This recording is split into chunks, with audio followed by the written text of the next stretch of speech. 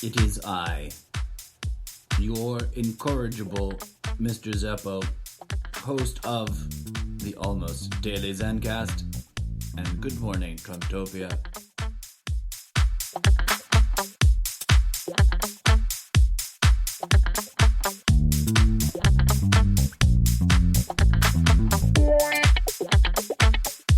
On today's show, Uncertanty. It is okay to be uncertain. Uncertainty can be very daunting, and it can also be transformative. Let us not waste the opportunity.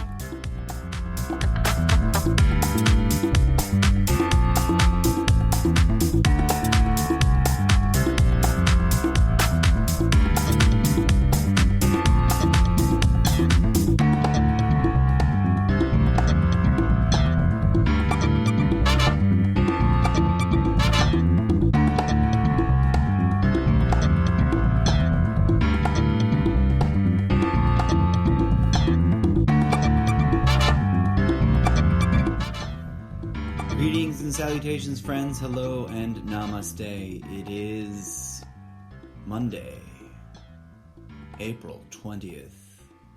It is 6:42 a.m. I did, in all earnestness, really truly want to, and kind of tried to get up early enough to maybe have a chance at broadcasting live at 4:20 in the morning. To be, live on 4:20 at the first 4:20 of my time zone. But, life, reality, biology, all got in the way and prevented me from achieving that. But I'm here, still quite literally at what some people consider the crack of dawn. Aw, that's really pretty. So sometimes I trip out, and forgive me for dropping into this and including it as part of the show right now. But so if you own a Mac, you're familiar. But I only just recently, in the last year and a half, have owned a Mac, and so it still catches me off guard when the computer desktop magic, and I think it's a shot of Catalina Island. From one end, from the pointy end, if there is such a place on Catalina Island, looks like it just ends in a pointy bit. When I got on just now, 20, 30, 40 minutes ago? I don't even know. It was all nighttime, cool. And then I looked up and it did this beautiful dawn thing. And then literally just now, I was like, I wanted to look at the beautiful dawn thing again, because I was saying crack of dawn. And it's already sort of because out there, dawn, I guess. I don't know. In the ocean. But it's pretty, and it gets me. It catches me off guard. And it's a wild thing. We, not for this reason, but for many reasons, can literally say that we live in the future. Anyways, that was a random thing to talk about. It's 6:44 in the morning, and it is the weirdest 4:20 I've ever thought. I mean, I couldn't have made this up 10 years ago. Just the conditions under which I find myself today, that we find ourselves all together in today. So, I don't know about you, but I got exhausted of trying to keep up with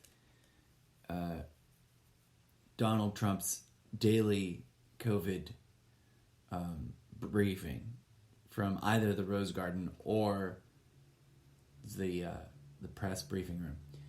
And I have totally managed to, I want to say mostly innocently, unintentionally, missed it. I didn't catch it yesterday. In part because I kind of hoped that he wouldn't have one, and I didn't look for it. I didn't turn on the TV much, except for, as is right now, currently, a thing in my life.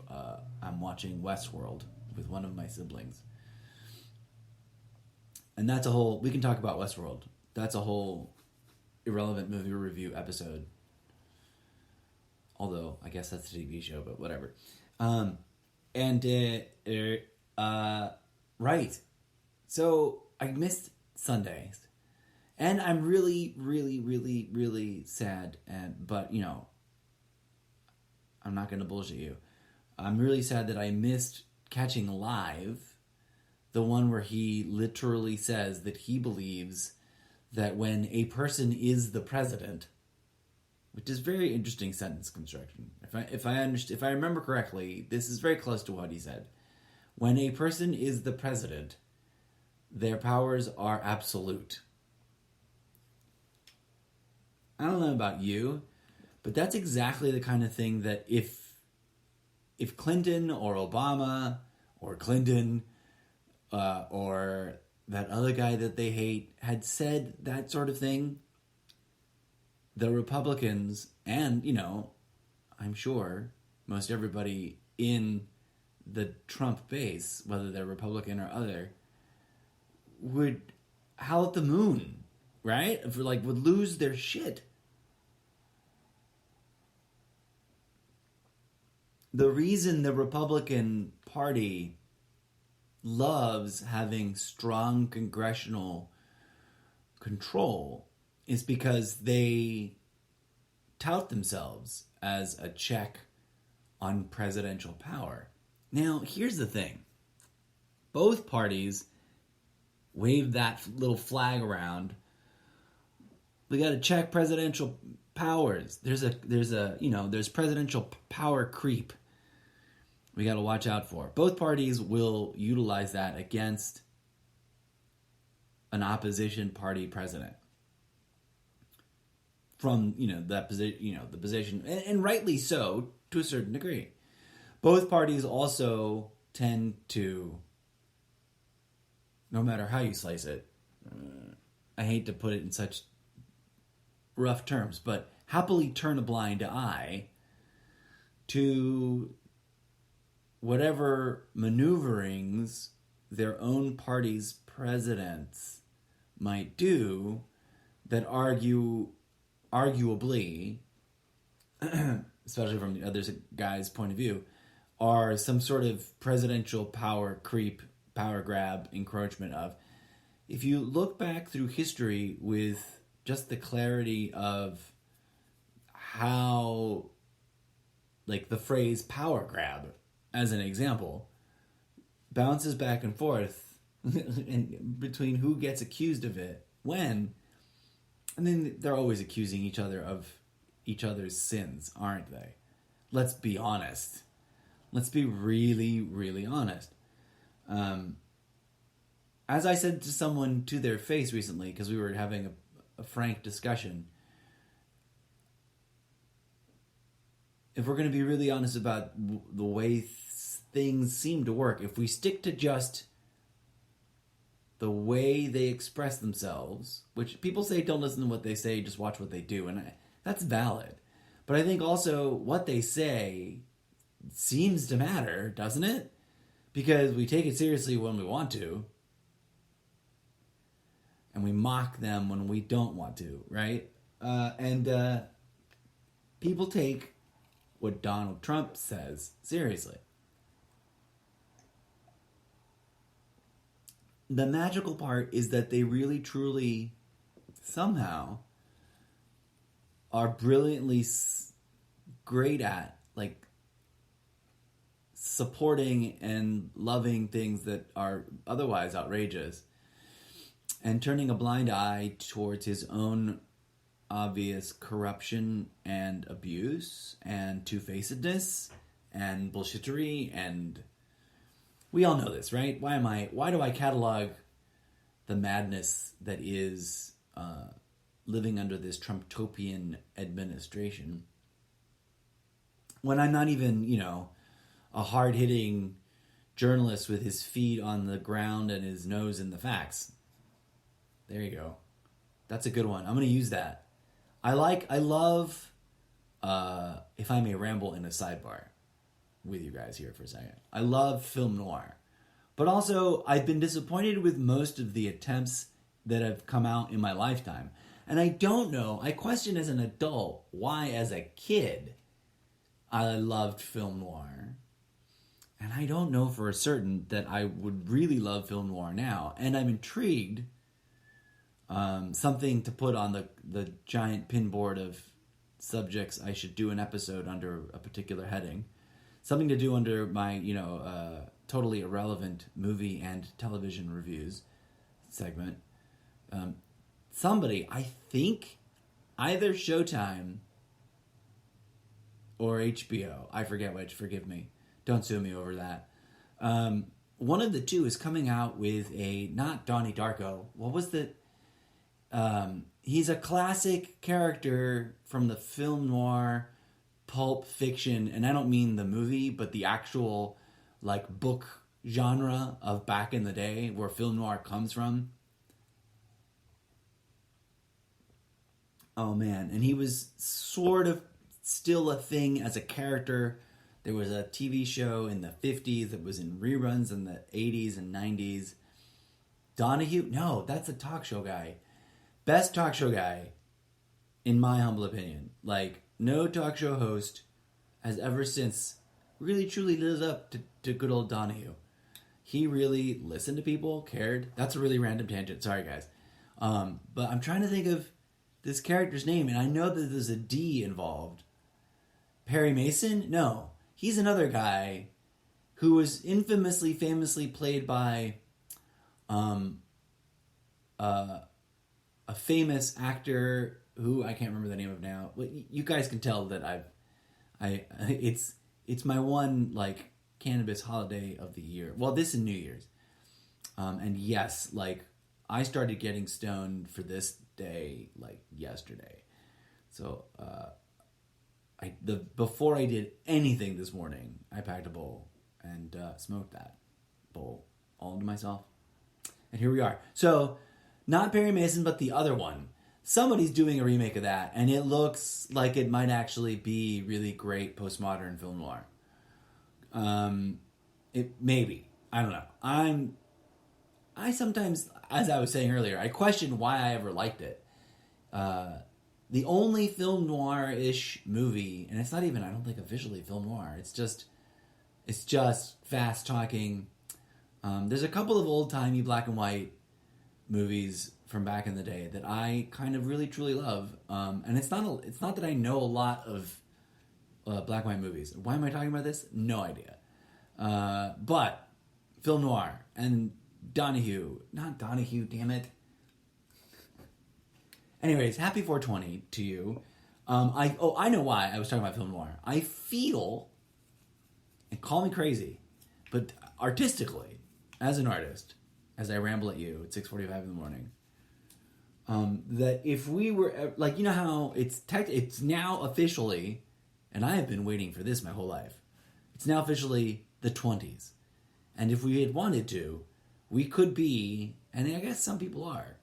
Who wouldn't, right? Knowing the history and stuff. Some people are sort of reenacting the pleasant, delightful things about the roaring 20s. The silly fashion and the exuberant dancing, etc. And we've always had Dapper Dan Day at Disneyland. We could, in theory, have a whole new kind of roaring 20s now. And it's literally, since I was a kid and learned about the roaring 20s and about how cool and sexy everything sounded and looked, and basically the black and white era of film was neat and antiquated and nostalgic and fun. And I was like, what would it look like as an artist, as a film artist? What would it look like if we made film noir now? And one of the things I didn't understand about the genre at all at large, because I'd only sampled, a smattering of ye olde ancient timey black and white movies. And I'm not the kind of guy, and please, I don't mean any offense by this, but I didn't turn out to be the kind of guy, despite my enjoyment of certain films I was exposed to at my developmental film at an early point in my developmental life in loving film, that sentence eventually made sense. So in my life, eventually, at some point, during the journey of loving all of cinema, I tasted as many different genres and as from many different eras as I felt free to do, as I wanted to. Did I ever turn out to be the kind of guy that goes to like the TMC or TCM or Turner Classic? Yeah, Turner Classic, TCM. The TCM black and white silent film era movie film festivals and like nerds out on them hardcore? No, I've always thought that was neat. I've never gone. But coming full circle, if there was ever a weird, dark... The thing about the genre that I didn't understand, and the thing that I'm now understanding as an adult about what time we're living through now, is that part of that genre, there's this dark oppression, an investigation of the underbelly, the dark side of a society that was pretending to be, honky-dory, but was really sort of uptight and oppressive, and built on the history, the backs, the bone and blood of deep racial oppression and abuse, and the profiteering on war, et cetera, et cetera. And every generation comes to terms with the system that the generation before us has built. And that's where I'm getting to with film noir, et cetera. And I think that looking back on it now, arguably, some of those films, to some degree or another, might, and I'm not saying I've done some immersive survey since being a kid and now I'm enlightened somehow. I'm just extrapolating from commentary and stuff, because I do love film discussion. People who talk about film noir and people who talk about the trends, people who talk about film history in the media. And juxtaposing all of that and my, what limited nerddom I have gathered about the genre in my time in bookstores and on Turner Classic Movie Channel, and on the radio, etc. And juxtaposing it with what's going on today. Like, wow. This is some new, bizarre, redneck, psyop reimagining of trying to, MAGA and but I don't know what that is really code for, because there's plenty to argue about what it means or what it means to people in the base. But there's definitely an overall sense of, moving the country in a direction that wouldn't feel very forward to the rest of us. And that sense of like, well, we love to oppress ourselves. We want this oppressive culture. That is how to be virtuous and true. That leads to, I think, as is reflected in art history and in history and in, the waves and cycles of the ways in which we have been violent to ourselves, generationally speaking. One could argue that we might very well repeat that weird self-oppression with self-rebellion kind of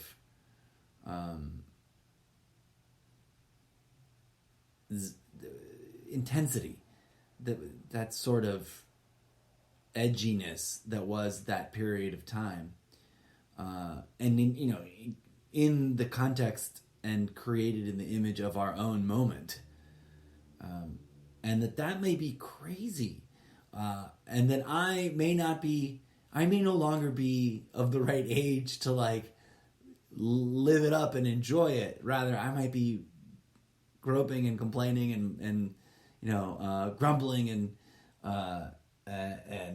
griping about what's going on. I don't know. It's a weird place. But I digress.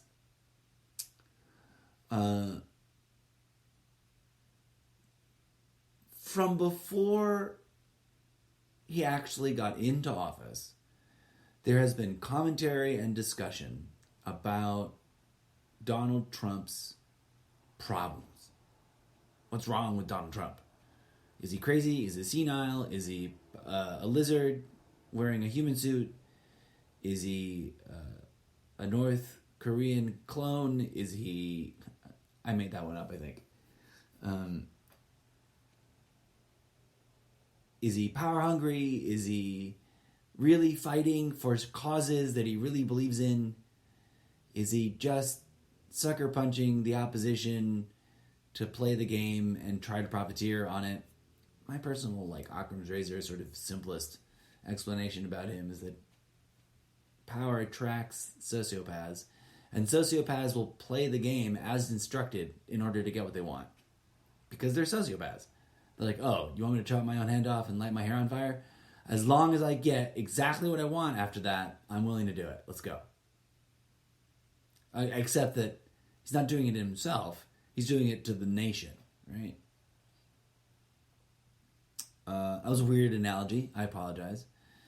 It's 2121. Bing. We just rolled through that. And in honor of I got derailed, right? Like everyone does with their New Year's resolutions. And holy moly, look where we wound up. I definitely got very sidetracked between New Year's and now. So, one of the things I want to get back on top of is honoring the fact that I'm going to keep these episodes tighter, faster, shorter, and supposedly more well organized. Today, I really stared at the screen with fear. Let me just share that with you folks. I was a little intimidated. I didn't really know what to talk about. And I don't even know if I've said anything cogent enough to have moved you in curiosity or in interest. But I hope something that came out of my mouth was interesting and entertaining to you. And I hope you tune in for more, as I will be spending the day checking in and rambling at you about certain stuff. But when it comes to Trumptopia and where we are now, philosophically speaking, spiritually speaking, esoterically speaking, mystically speaking, if I may reintroduce those terms as I sort of, converge on the highest of my high holy days in my yearly calendar of spiritual practice. Because I don't celebrate commercial holidays, right? Like, I go hang out with family, and I do family stuff because they want to do that holiday. Great. I'll go spend time with family. My family, a theoretical partner's family, I don't currently have a partner, but if I did, I guess, I don't know, I'd just be stuck in stay-at-home orders anyway, so I digress. And today is one of those days where, to me, it is important that I practice my haphazard, motley crew spiritual practice. And as I sort of am inventing it as I go, and it primarily revolves around meditating and consuming cannabis and meditating and talking to you guys on the podcast radio airwaves of Sprecher.com and the distributive channels through which I reach you. Do your podcatcher. My new 420 ritual is going to be to do like a podcast, multiple sessions all day. Short, fast, hopefully not too ridiculously stonery that I lose your interest, and hopefully entertaining and thought-provoking enough that you tell people, hey, have you heard this crazy guy ramble? Because he talks about some interesting things. I try.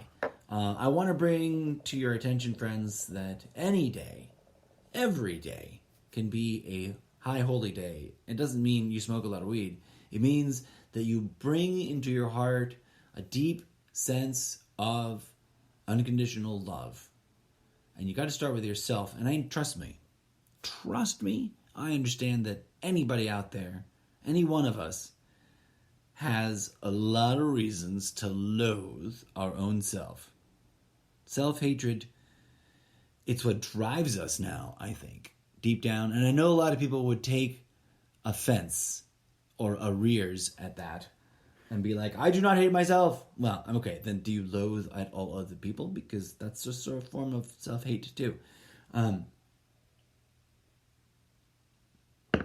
But as I wrap things up, I truly and earnestly invite you yet again to contemplate, friends, that what we see around us, the chaos, the crazy, stumbling, bumbling, horrible politics, an absolute lack of quality, uplifting, equitable, equity creating, capital creating, civic organization that would bring about a true utopia, dare I say that word, which is, of course, common sense doesn't exist, right? Can't be done, can't be achieved. Have I already rambled about that? I've been meaning to. I wrote a whole thing once, and I'm like, about a week and a half ago now, I'm like, I got to do an episode about this. But yeah, don't take the denier's word for it, is the ultimate point. And yeah, I humbly invite you, friends, to enjoy yourself as much as possible within every horrible, dark, terrible moment you might live through in your life, because that's what Zen is, right? Like being able to endure. I was going to title this Endurance, and I was going to wrap things up, and now I want to talk more. I was going to title this Endurance, but I guess we'll make it a theme. We'll talk about it throughout the multiple episodes. But if there were ever a time for us to confront that need, to step into our ability to endure, right? To be confronted with the need to have endurance and to be able to step up into the act of enduring through difficult, challenging times. If there's anything at the heart of all the different things that are Zen, because it isn't one monolithic thing, right? Nothing is. If there's something at the heart of Zen, it's simply that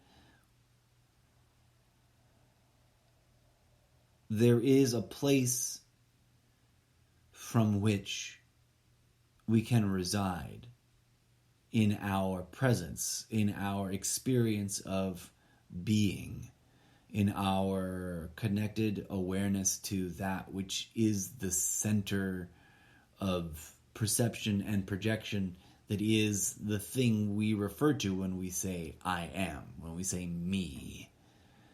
And that residing in that place, sitting in that place, these are words that fail, right? They're not appropriate enough. What other terms can we be? Living your life originating from that place, connecting to that place, understanding that place. That's something you and you alone can do. People can tell you about it. People can encourage you to do it, like I do annoyingly on most every episode.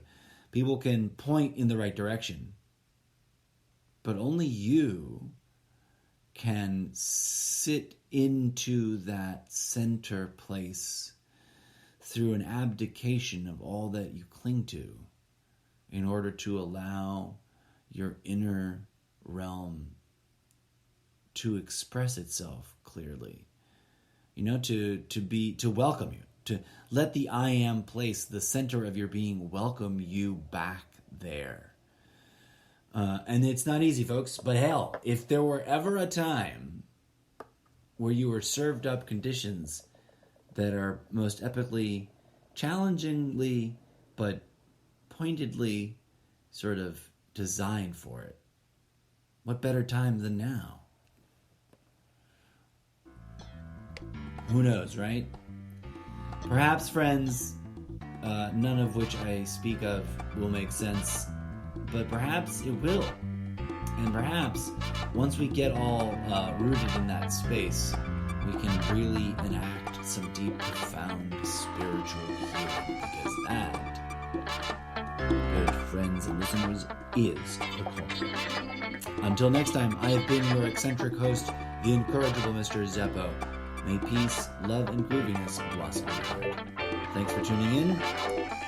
Until next time, be good humans.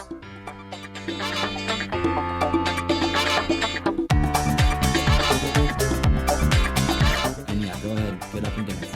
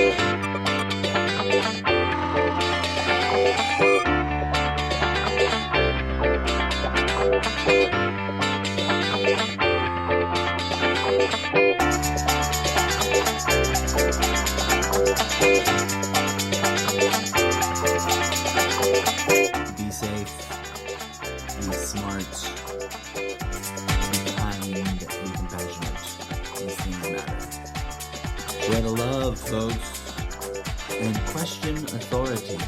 But don't go overboard at all. You chill.